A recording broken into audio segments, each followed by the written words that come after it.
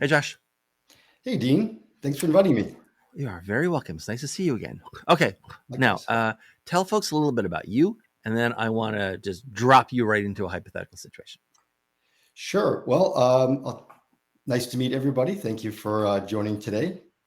Let's see. My career is really broken down into three phases, or happened in three phases. First, I started out as a digital marketer with a specific focus Mm-hmm. on digital and e-commerce. I grew in that and then transitioned into CMO roles. So I had three either chief marketing or chief marketing and chief digital officer roles. That was phase two. And then phase three is my current phase of life, which is fractional CMO and consultant and advisor to a variety of companies. All right. Well, And in then, that vein, let's yeah, talk about this. Okay. You got a new customer. Today's day one. They're actually only about 5 minutes from your house, so you're actually going to walk into their building 9 o'clock Monday. Okay, not virtual. When you walk into a brand new engagement like that with a brand new customer, what's the dream scenario you're walking into? And what is the utter nightmare scenario you would be walking into? when I think about the dreams, great question. Two things really jump out to me in my mind, which is one, people, and two, data. So Mm-hmm. speaking about people first, I mean, dream scenario is the team is excited that you're coming in. That's the marketing team that would be reporting up to me. That would be the peers I'd be working with. They know why I'm there. They've been prepped about the mission, and they're happy to see me, and they think I can contribute. That's and they're ready to wrap arms and work together. And then in terms of the data, there's information available to whether that's including historic reports, ongoing reports that show you what's happening in the business, both at a from a high level perspective, and then in the marketing world, what are the KPIs, what's being tracked, what are we hitting, what are we not hitting, and that stuff's all readily available and is there in a way that you can use it to assess the situation relatively quickly to figure out, all right, where are we doing well in reality, not just what was Right. told to you, and then where do we have misses in reality, not just what was told to you. So Mm-hmm. those are the two big components of a dream. And I think the flip side, honestly, I just would stick with those two themes and say that the nightmare would be the exact opposite. So the people have not been properly prepped about why you're going to be Mm-hmm. there. Maybe they're not enthusiastic that you're there for whatever reason. Maybe they don't think you need to be there. So probably that falls upon the CEO or the board having explained the rationale for bringing in a fractional CMO and getting the team excited about that happening. If that hasn't happened, it's going to be really tough to get in there and build bridges. And then the data obvious speaks for itself. If you get in there, Right. there's no reporting, or the data is inaccurate, or it's just non-existent, or people aren't sharing that information with you. It's very hard to get up to speed and figure out where you can make an impact and where the company needs you to make an impact. All right, then let's. That was day one. Let's jump way into the future, as far in the future as this podcast ever goes, which is day 90.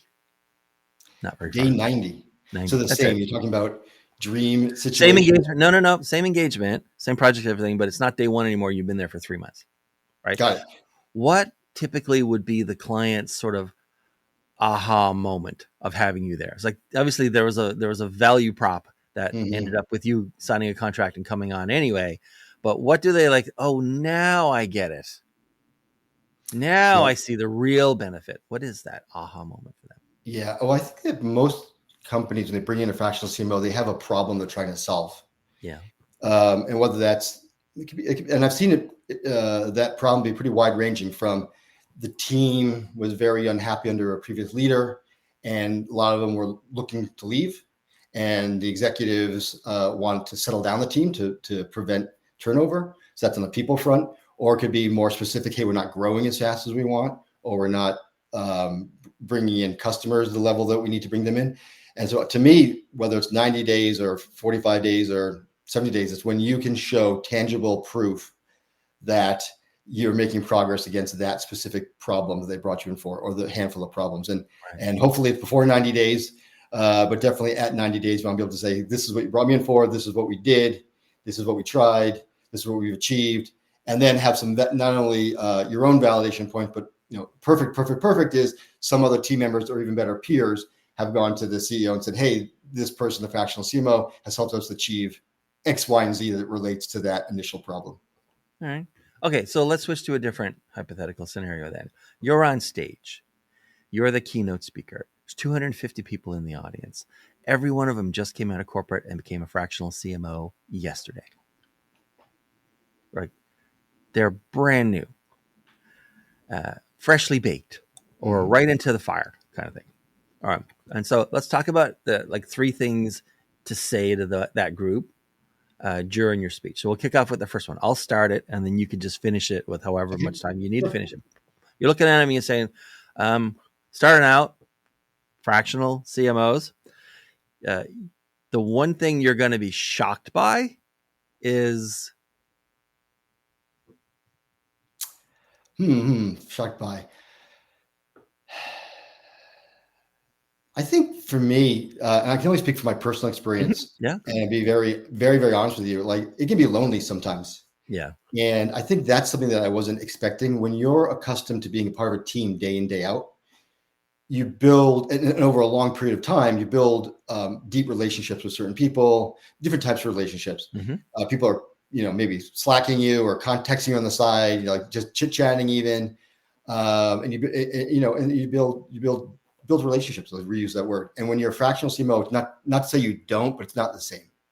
You're not there day in, day out, 40 hours, 50 hours a week. You haven't been there for 4 years. Right.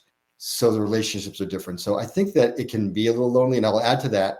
Sometimes there are meetings that happen. I've seen this in almost all my clients where I would have definitively been involved if I'd been the full-time CMO. When I was a full-time CMO, I was in those type of meetings. But because you're a fractional, you might be thinking, well, we're only going to invite these people. Are not going to invite the fractional because they're not really a full-time employee, or maybe something's a little too sensitive. This doesn't involve marketing, so we're not going to bring them in and burn hours. And maybe it's really just an innocent sense of we don't want to burn hours, so let's be cautious. So you're not brought into as many of those high-level meetings. So that's both an element of loneliness, an element of like a little bit of being excluded, which is both an emotional thing and also a practical thing, because you don't get all the information necessarily in that meeting. So I'd say be prepared to not be involved in the exact same way that you're accustomed to. All right. So finish this thought. You're still talking to the same people, and you say, and you're going to find that most clients just don't understand. Again, from a personal experience, how hard it is to code switch between clients.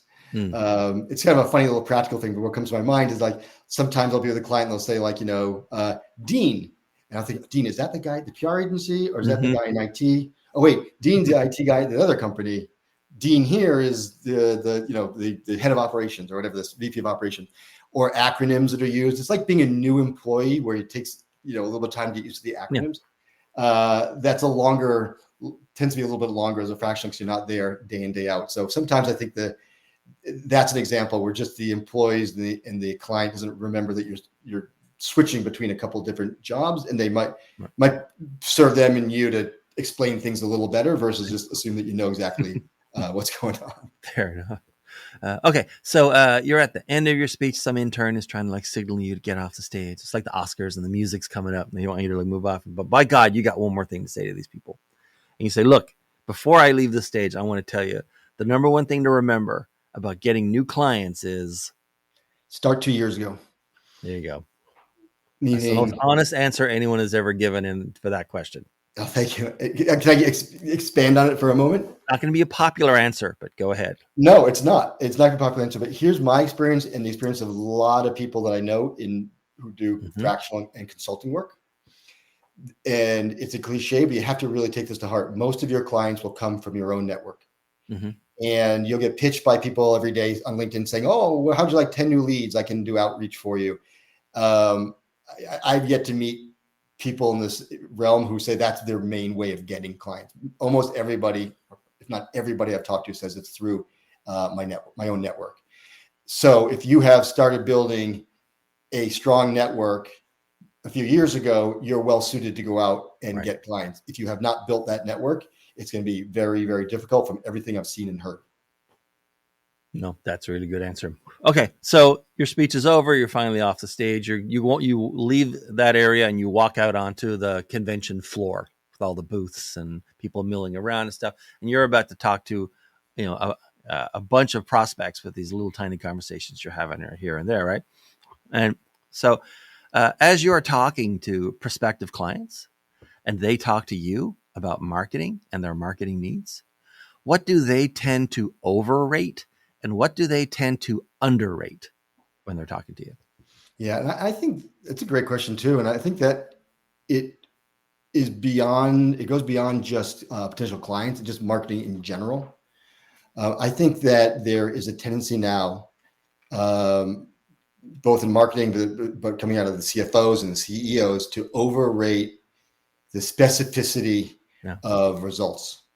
We do X, I want the ROI here. And that's whether it's short-term customer acquisition, I spent this, I want to know exactly what I got back from it. And rewinding a bit, in my career, as I mentioned in the beginning, my intro, the first part of my career, I was in digital marketing. And I started at a time when digital was very small and was pretty much an afterthought or not a thought. And so it was my job to try to pull some budget out of TV and radio and bring it over to digital. And one of the easiest ways to do it is to say, like, hey, unlike TV and radio billboards, I can tell you, I run this ad and this is what we spend, and this is what you get. And that was one of the most convincing ways to get budget. And it served a purpose. And it wasn't wrong, but it was oversold. And I was part of that. And the whole industry was part of that, overselling the specificity of you do X, you can get Y. And now I think in 2025, when we're recording this, there has been an over-reliance or too much faith put in the specificity of doing X and getting Y. And I've heard people say, if you can't measure it, why do it? Okay, maybe you can take that to an extreme and say, okay, yeah, you can always do a lift study or do this. There are ways to more or less measure everything, but the meaning behind that, the intent behind that is usually, I want to know if I spend this dollar, what am I getting back exactly? And you're not really going to get there. And if you do, you're thinking too much about short-term tactics anyways, and you're not thinking creatively and doing things that are going to help your brand over the long term. And so I raise my hand and say I was part of creating that beast. But that people overrate it on a large life in the world of corporate America. And what do they underrate? What do you think they should spend more attention on, or have forgotten to spend attention on, and it's really like to their detriment? Yeah, I think I'll go with the flip side of that, which is that there's certain things you're going to do that are going to have a long-term important impact on your enterprise value that you're not going to be able to measure today. So in the world of marketing, the world that I live in, it's you can do some partnerships or be involved. Let me give you an example. When I was at SkyZone, I was a CMO of SkyZone for almost 7 years. We built the brand from being a regional, small brand to a very large global brand in 12, 14 countries, over 300 units, pretty big business. We sold private equity. It's only gotten bigger. During that time, there was a lot of very specific things we did in the local markets to get customers today and this week. And that was very important. And that helped build the business and to help the franchisees, most of them are franchise owned, make money and be happy. But at the same time, we did things that could never be measured. For example, we were integrated into a Bachelorette episode where the group date was at a SkyZone. We were integrated into a movie called Bad Moms Christmas. We did partnerships with Snapchat. We pushed the content out to ESPN that got onto SportsCenter a few times. Most of that stuff you can never measure, much as you want to. But it created tremendous enterprise value. And also some of the franchisees said, hey, that's all sexy and cool, but you keep talking about that. But like, is that getting a customer in my location this Saturday? No one's ever come in and said, hey, I saw you on Bad Moms Christmas. That's why I came in. I said, well, no one's ever going to say that. That's not, you walk into a venue and say, I'm here because I saw XYZ commercial. But in any event, there's a lot of focus on, again, the specificity, what added a lot, and it was important, but what added a lot of value in terms of when we sold to private equity, when those franchisees 5 years later went to sell their businesses, they wanted to move on. That brand building was of tremendous value to the company. And so I think that was undervalued. I saw it at the time, but it proved to be really important. And today, many years later, when I talk to people, they say SkyZone, a lot of them remember, they remember the Bad Moms Christmas scene. They remember my boss being in an Undercover Boss, which was probably going back 12 years, 14 years ago now, something like that. That's the stuff that they remember. Yeah. All right. So you're talking to prospective clients, right? We're always kind of looking for the next client, ideally the next great client, right? As you're talking to them, like what's a red flag and what's a green flag for talking to these folks? Yeah, I mean, two red flags I think of, actually, not one. One red flag is just too much drawn out conversation. I've had situations where someone contacts me on LinkedIn, and then we have a call, and then they invite me to a coffee or a virtual coffee, and they said they're going to come back, and then they do, and then it's just like no, no, no, no. Those things for me have never actually resulted in a gig. They just resulted in a lot of Time. conversations. Yeah. And I now see the pattern. So now I'm wary of conversation number 3 going on conversation number 4. It's like, okay, you're not really committed. That's one red flag. And then the second red flag is when they don't really know what they want from you. And they don't really understand what marketing does. Okay, there are 3 red flags. What marketing actually is and what it delivers, what I mean by what marketing does. So, Right. So what's a green flag? Well, one green flag are the little green dollar bills that can actually pay the fee that you That's nice, are right? asking, Yeah. and that they pay what you're worth. And if you have a market value in mind, you know what your market value is, and if they can't pay it, I mean or don't want to pay it, then that's a Right. huge red flag. So a lot of green little flags, and then let's see what else is a red flag. Sorry, are we on green flag or red flag? I've confused myself as I We're on mentioned the green flag. $3 bills. And I'm like, I got it all twisted in my head. What are we talking about? The number one green flag, like you said, they have money and want to spend it on bills. you. That's it. Sorry, I had too many. For any client out there who's ever wondering, every marketer likes money. Just like every one of them, you don't have to overthink it. They all like money. We like to spend it to grow the business, Yeah. but and so does everybody. I mean, listen, and it's a serious thing because if you have a market rate and everyone can, there's negotiations. Might say I want this, but I'm willing to go to this. But if they're coming down here, that's obviously a red flag. And then, that's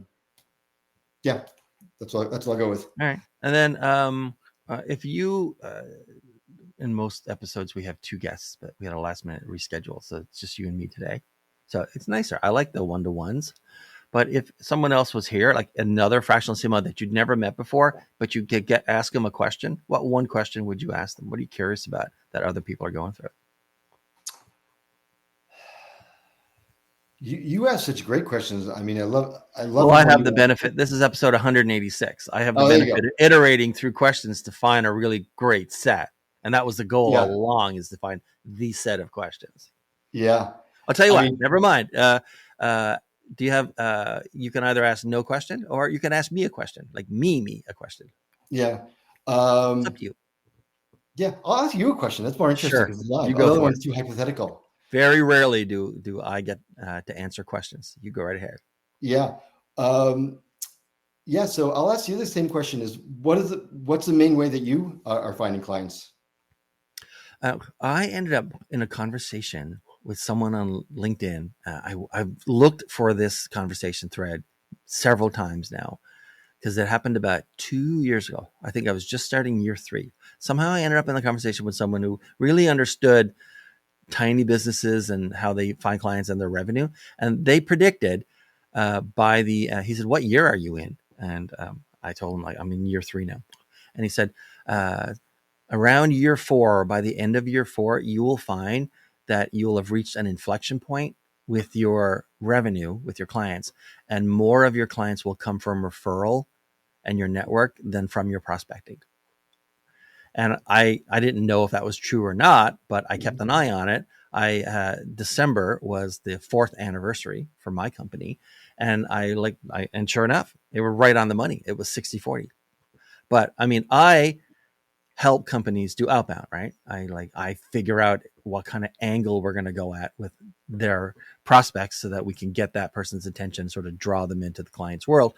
And so obviously I had a big stake in outbound, and I have outbound, stacks, tech stacks, and everything's going on. And yet, even despite all of that, sort of mostly automated and I think pretty dialed in outbound, because obviously I don't have to hire the copywriter to write the outbound. I am the copywriter for outbound.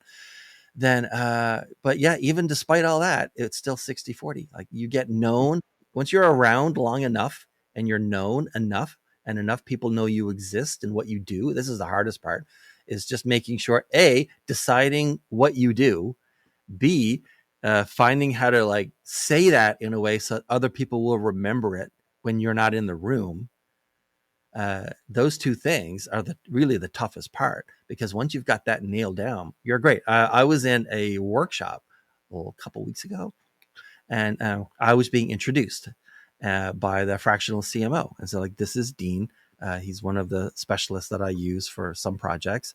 And they said like my branding position, right? And it was like, wow, finally, I've hit the point where like people remember, right? And she said like Dean's a copywriter. He doesn't write the content and the article and stuff. Dean specializes in the first words we're ever going to say to that prospect. That's it, which is all I do.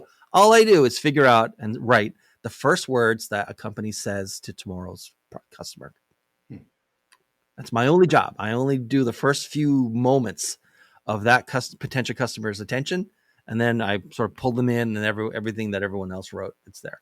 But yeah, so these days it's mostly referrals, like a little more than half. But the whole point of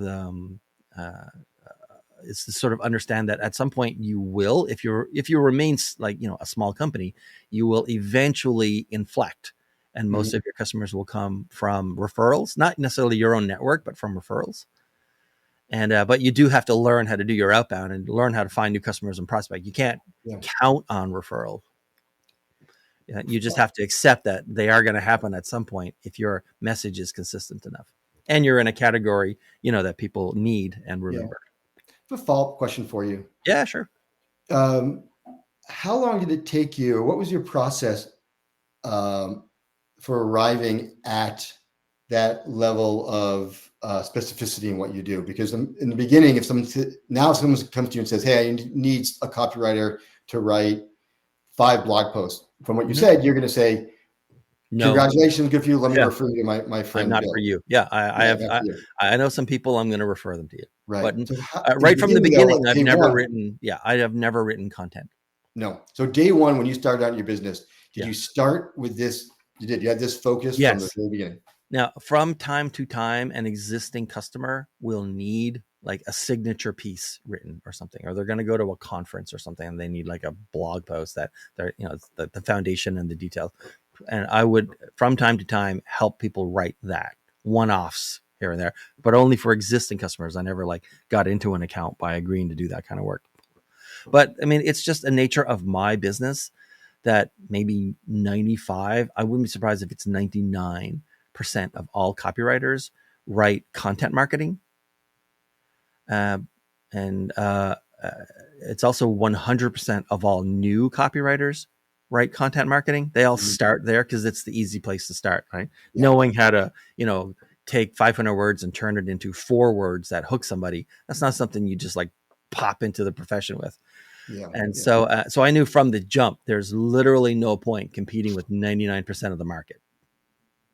So I started carving out from the beginning and saying and figuring the stuff that I would and I mainly wouldn't do until I got to the point where, iteratively, I realized I have like a particular strength in this one thing. And so I need to find a way to like develop a client base with just this one thing. And that's ultimately, by the way, what led me to working with fractional CMOs and CROs now, but focusing on it because they're constantly looking for new clients. They're constantly starting new projects. And I'm one of those people that fits into their Rolodex, and I get called in to do like one piece. Right. But if you know enough fractional CMOs, and I like personally know hundreds and hundreds of fractional CMOs now, right? If you know enough of them, then in any given month, some percentage of them are starting new projects and I get a call. That's how it works. That's my whole business model. Yeah. It's impressive that you had that business model from the get-go because the natural guess would be that you started doing a wider array of things and then you narrow down to either what you really enjoy or what people find the most value, what you're best at. But it sounds like you started with that knowledge. Yeah. About 18 months in of the 4 years, I had at that point met 3 fractional CMOs and worked with one. And I didn't even know what a fractional CMO was, right? With the first one, because it's more or less blossomed in the last 3 years. And then I realized I was just sitting down saying, okay, I need a way to like, how am I going to get in front of enough people so that I wrote this little like 3-sentence slide that defined all of marketing that I was going to follow. And the first sentence is that some number of strangers need to know that you exist and what you sell. Like it's the number one rule of marketing. Right? No matter what else you're thinking about, some number of strangers, probably way more strangers than you think, need to be told that you exist and what you sell. And I said, how am I going to do that? Like as a one person. And then I thought about the fractional CMOs and I realized we're going after the exact same companies, right? The specialty paint manufacturers and the fintech startups and the SaaS companies and the healthcare tech manufacturers and whatever, right? All the B2B stuff mostly. They're going after the same customers that I'm going after, and we don't compete. So why am I trying to like establish, presence and relationships with 10,000 different companies and nurture them so that at some point they're going to be at the point where they're ready to buy from someone like me. Instead, I just need to find 3 or 4, maybe 500 fractional CMOs, market to them. And because I don't have to do all of this, you know what it's like when you're a one-person business, right? Mm-hmm. The single biggest cost in your business is the time it takes you to find and get in front of enough strangers so that you have a sustainable revenue model. Mm-hmm. I said, why would I do that? Why don't I just take that cost that I was having to put in time and money, and I'll just go to the fractional CMOs and I say, hey, you're maintaining like a stable of people anyway, because any particular customer, maybe they already have an agency, but they don't have an SEO person, or they have an SEO person, so they're not going to use yours, but they need a graphics lady. So bring in your graphics lady, right? Like the whole point is your Rolodex, not that you bring everyone with you, but in any given engagement, the client's not going to have existing relationships or be pleased with, one or more vendors they're already dealing with, and they're going to look to you and say, hey, do you have people that you know and trust, right? Right. And so I'll just go to these fractional CMOs and I say, hey, this big chunk of cost that I had in my business, I'm going to turn that over, and I'm going to lower my price so that you can buy from me, resell me to your client, and you can make that margin. Mm-hmm. And that's mostly how my business works. I love it.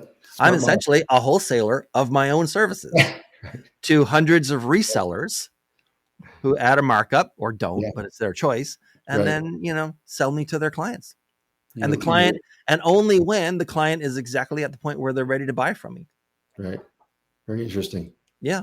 Good model. I like it. It's that's kind of an upside down way of thinking about it. And then I just decided I could invert this and I can make this work for me. Yeah. It sounds like there's something you thought of yourself. It wasn't like somebody said to you, you read a nobody. In fact, I didn't know anybody who had ever worked with a fractional CMO besides me when I decided to focus on them.